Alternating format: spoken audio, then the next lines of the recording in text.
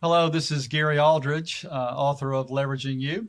And Leveraging You is an online course that I developed to teach business owners how to maximize the value of their business. The purpose of the podcast is to benefit you, to help you, the business owner. So I bring in subject matter experts from around the country to talk about what they do and how what they do helps you build value in your business. Okay.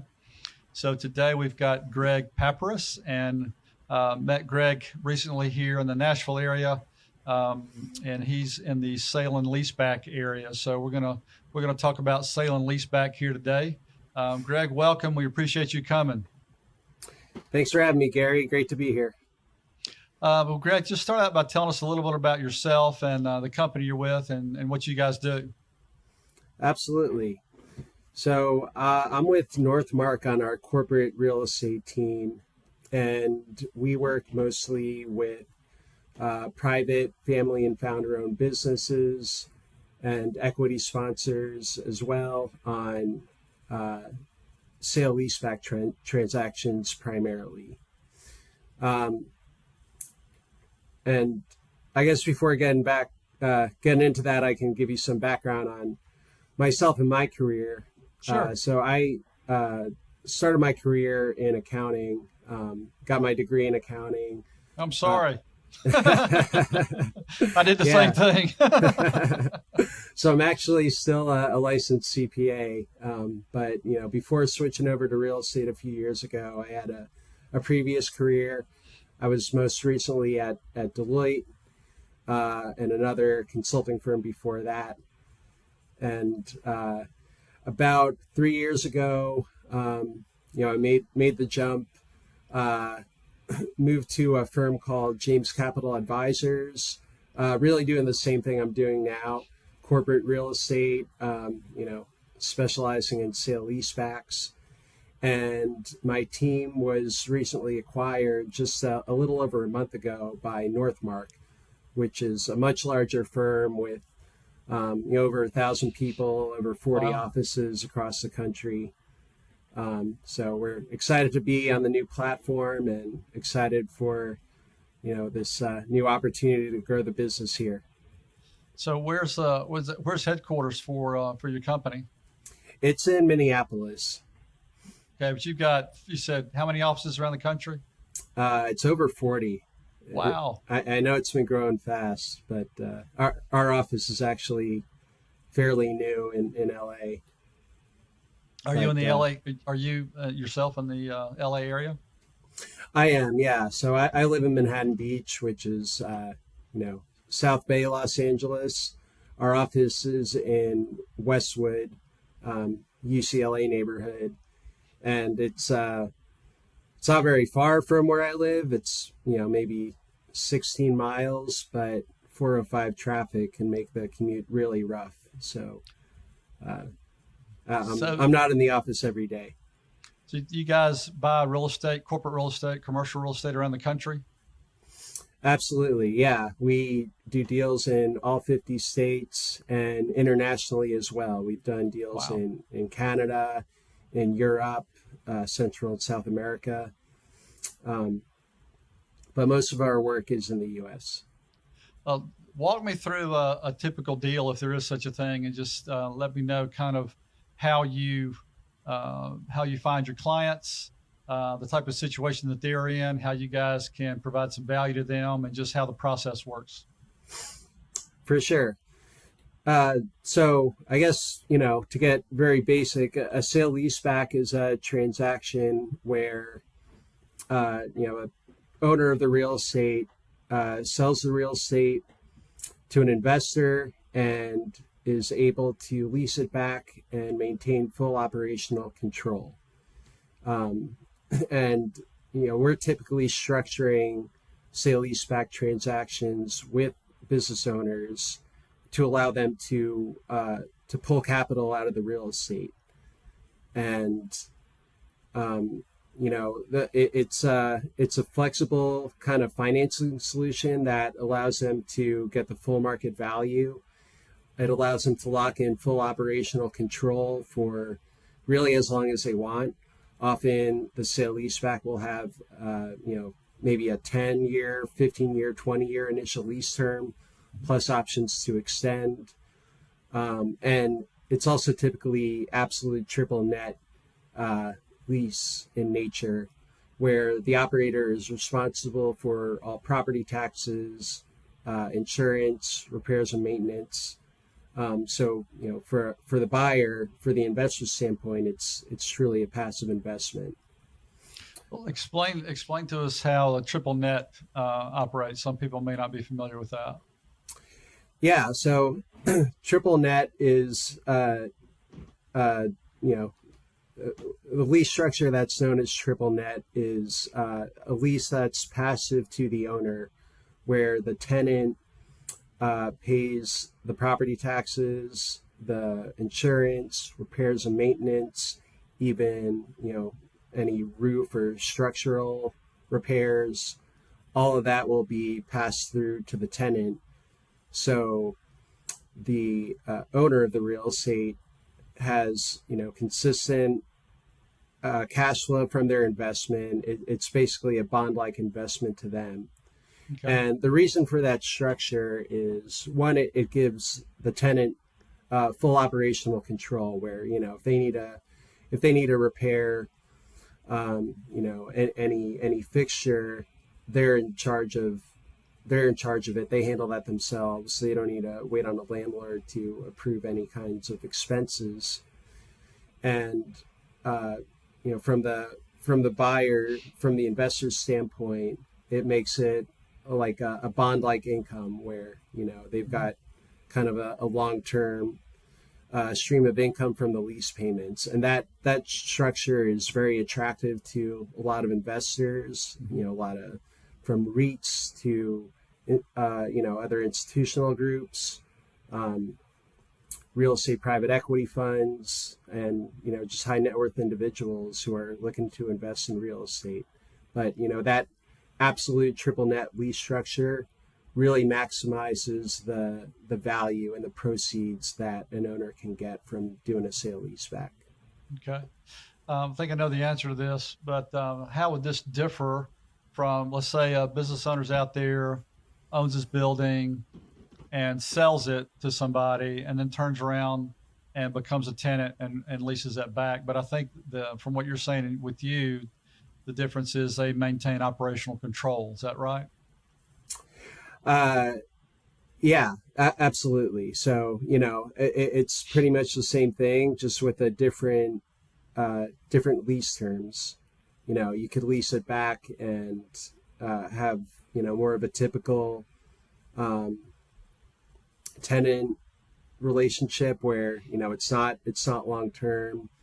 You're not running all the taxes and insurance and other expenses aren't passed through to you. But I mean, at the core of it, it's the same transaction, where you're becoming the tenant, and for the owner's standpoint, that's attractive because it allows you to free up the capital in the real estate and put it to a higher and better use. What's a kind of a range of a typical deal for a property that either you or your company would execute? Yeah, good question. So we cover a pretty wide range, actually. I'd say at the low end, about $1 million in real estate value. And most of our deals are probably in the $5 to $25 million range for an individual property.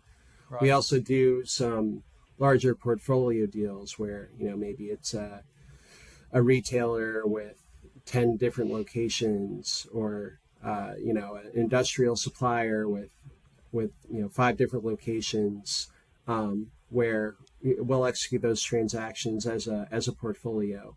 And that can be a lot bigger. I think the biggest deal that we've closed as a group is right around $250 million. Wow. Well, tell me about, like, how does this current economic environment with high interest rates affect what you do? Does it help you? Does it hurt you? Does it help or hurt the business owner who's trying to move a piece of real estate? What's the effect of that? Yeah, great question. It it's definitely changed the market for us substantially, and as a result of higher interest rates, the cap rates on commercial real estate have gone up.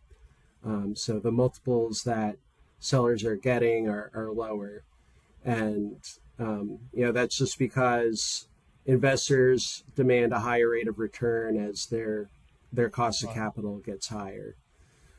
So on one hand, commercial real estate volume as a whole is down substantially.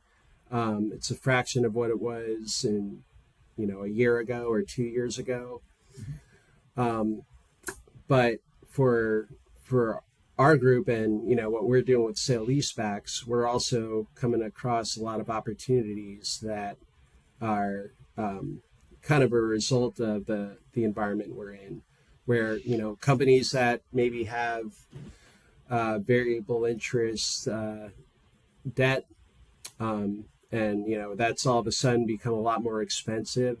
That makes a sale leaseback more attractive if they can pay down their debt and reduces their cost of capital. I saw a presentation recently, even though it was on residential real estate, the same principle I think will apply, where a lady was showing a graph of how much house a $2,500 payment could afford, and I forgot the exact numbers, but it was around $500,000 or $550,000 house with a payment of $2,500. I don't know the interest rate. Don't hammer me on the details because I don't have it. But she said the point was in today's environment with the mortgage rates up as high as they are, that same $2,500 can only buy a house in the low $300,000 range. So, with the interest rates increasing like they have, I would imagine that it's put a downward pressure on the pricing for commercial real estate. Of course, location is everything, right? And it may not apply to every single commercial property, but generally it would seem that it's put downward pressure on commercial real estate prices. And to your point, because of the higher interest rates, investors want a higher return on their money, which that's what's causing the downward pressure on pricing. Does that sound fair? Yeah, that's 100% right. And I should mention too, another factor at play with sale leasebacks in particular is that rents are going up significantly in a lot of markets. In Nashville, retail or industrial rents are probably up over 10%, double digits in the last few years. And a lot of markets, rents have been going up really fast as a result of in part it's inflation, it's the higher costs of building, but when you're thinking about a sale leaseback, that offsets the negative effect on valuation of the higher interest rates, where you're maybe getting a smaller multiple, but you're able to execute at a higher rent, which makes the proceeds higher to kind of offset that. I imagine the whole, even though it's been a couple of years ago, the whole COVID thing changed commercial real estate, because before COVID, working from home was kind of a privilege and a perk. And now post-COVID, if we are post-COVID, now it's almost a given. People work out of their homes. I work out of mine. So there are fewer people, companies needing less commercial real estate. Again, this is generally, it's company specific, location specific and all that. But that too would seem to put downward pressure on commercial real estate prices. Would that seem fair too? For certain sectors of the market, 100%. And talking about office in particular, the office market as a whole has not been a bright spot in commercial real estate. Some markets it's really rough, but as a whole, that's a lot less attractive than, say retail or industrial. Industrial has actually been especially strong in the last few years as, e-commerce has blown up and the demand for, warehouse and distribution space has grown. So, yeah, on one hand, office office pricing is, not very strong, but uh, for retail industrial, the market's actually, really really been booming since COVID, Okay. and a lot of it too has to do with the credit of the tenant. If you're Sure. if you're thinking about a long term lease, like net lease commercial real estate, um, a lot of the valuation is driven by the credit profile of the tenant. Where it's not just the value of the physical real estate that investors are paying for.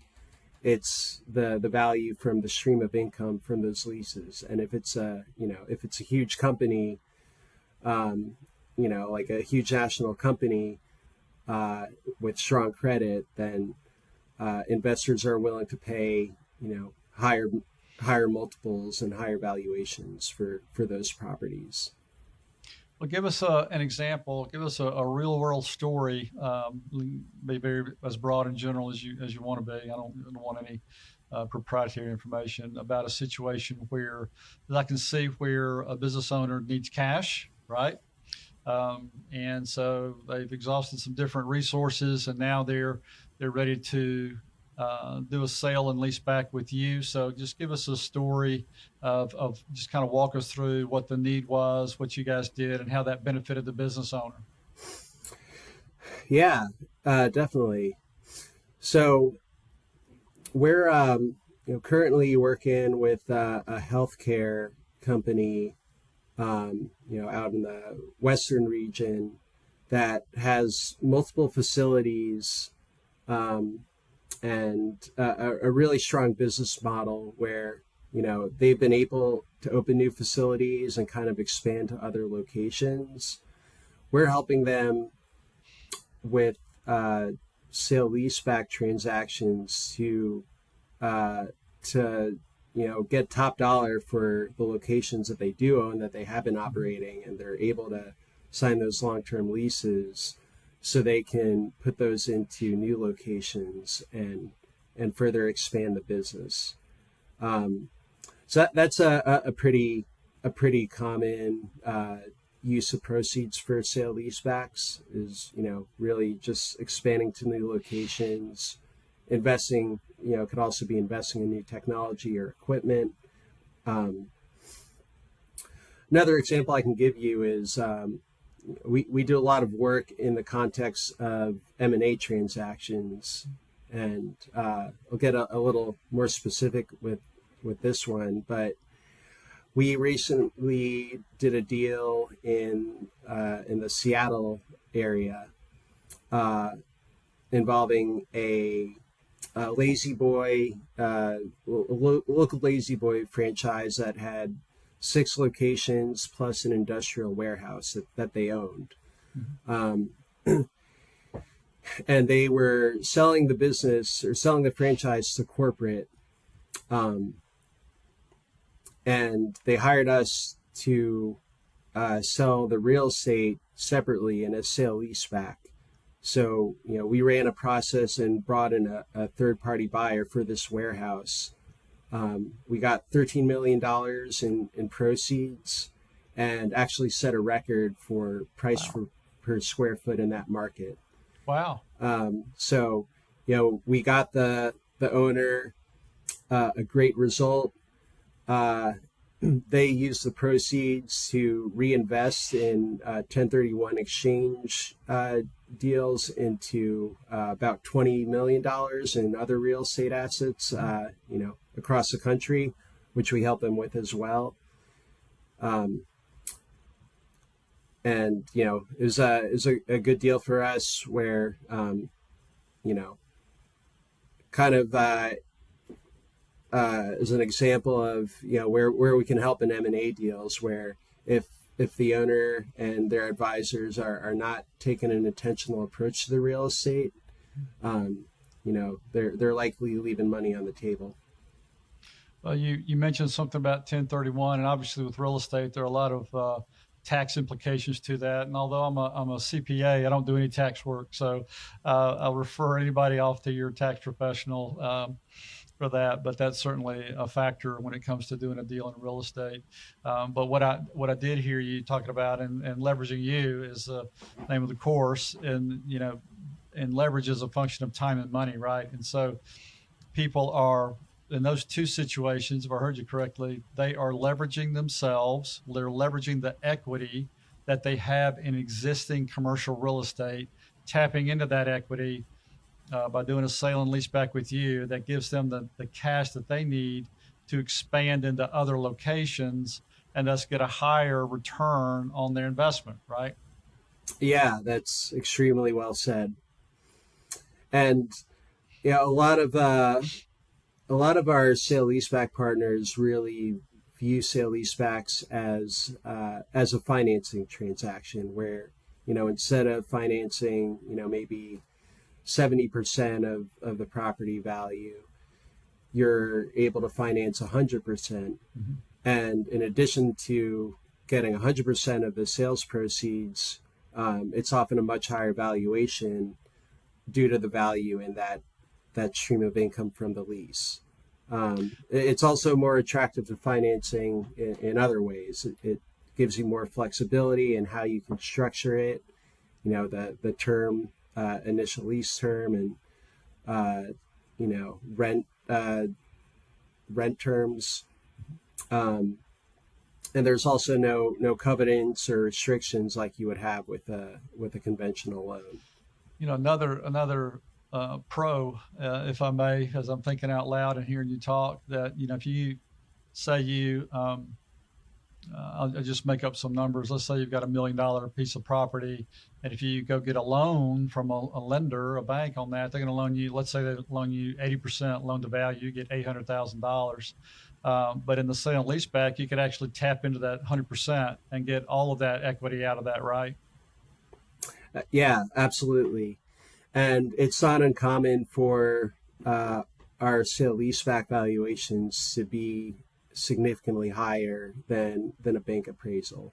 It could be over 2 times as much. So and that's really not uncommon, where we'll get involved in a situation where the appraised value of a property might be about $1 million, but based on how we can structure the sale leaseback, we might be able to get like over $2 million in real estate proceeds.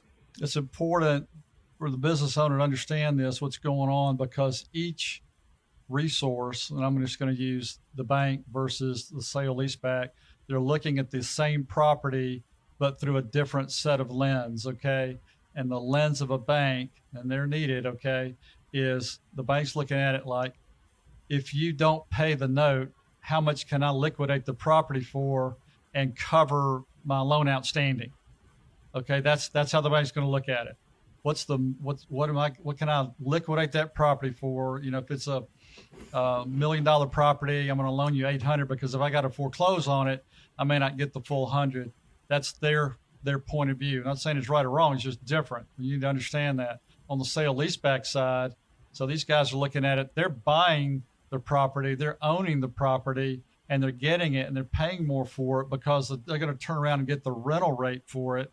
That's going to give them a higher ROI than the bank. It's the same piece of property, just two completely different set of lens. So the bank may value it, say in this case at $1 million, loan you 80%, but in the case that Greg was talking about, sale leaseback, they may value that at $1 million, $1.5 million, $2 million, or whatever, depending on the market and what the rents are going to be for that. Plus, they're also going to get, on the long-term play, they're going to get price appreciation more than likely on the real estate. So two completely different people looking at the exact same real estate through two completely different lenses. But that affects you directly, business owners. You need to understand that. You have to understand it all. but you understand why those numbers are different. Yeah, very well said.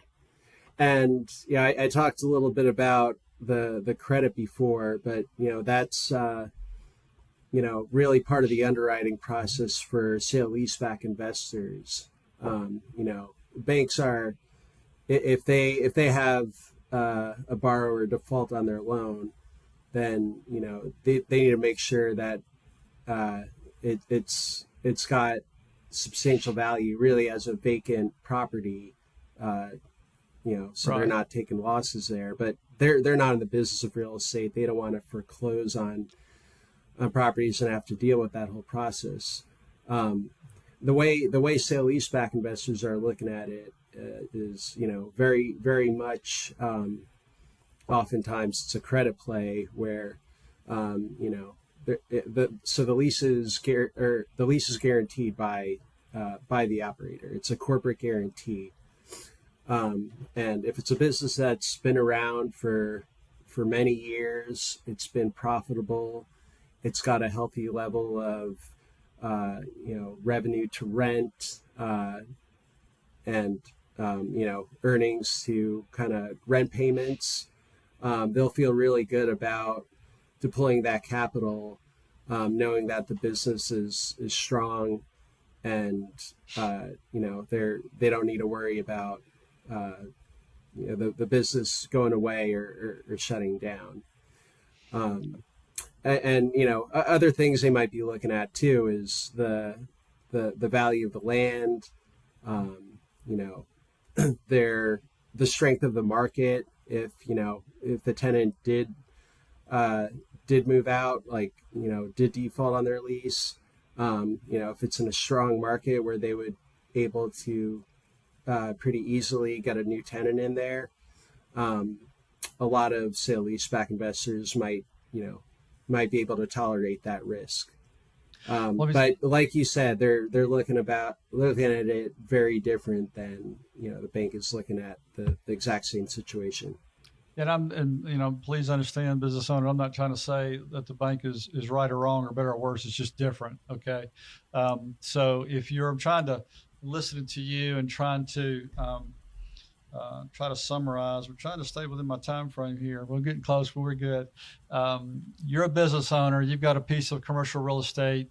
You need some cash. You've got at least 4 options that I can think of. Okay. And they're all different. And depending on which one's best for you is up to you, right? You own it. So you do nothing. You keep it, right? And you just keep going like you are. But if you need cash, that may be a resource for you, depending on how much equity you have in that commercial property. Or you go get a loan, maybe 80% loan to value, depending on the market, depending on the lender. Okay, that's not every bank, but that's kind of a ballpark. So you may get 80% of a lower appraised value, but you still own it. Or you just sell it outright and you become a tenant like anybody else would be. Okay, or you look at a sale leaseback situation, which may get you the most money, the most cash, and give you operational control over your destiny for the next 5, 10, 20 years, depending on the lease that you negotiate with them. So those are just some options for you. If you need cash, that's just another tool in your tool belt for you to consider. Okay, run all the numbers, talk to your tax people, see how all that works out for you. But it's another option for you to consider if you haven't thought about that before. It's certainly something that you ought to consider. Okay. Yeah, and we're Go ahead, always Greg. happy to have that conversation with business owners. We only get paid a success-based fee on actually executing on a real estate transaction. But we're always happy to work with a business owner to help them understand what their real estate might be worth in a sale leaseback, kind of what the market looks like, and see if it's something that might make sense. Well, if you business owner have any questions whatsoever about sale leaseback, contact Greg. We'll give you his contact information, his email, website, and all that stuff. Greg, can you think of anything else that you would advise, coach, counsel a business owner in regard to sale and leaseback? Yeah, one other thing I would add is if and when you're thinking about exiting the business, sale leasebacks often can be an important tool in an M&A transaction and in helping you get the maximum value for your business if you own the real estate as well. And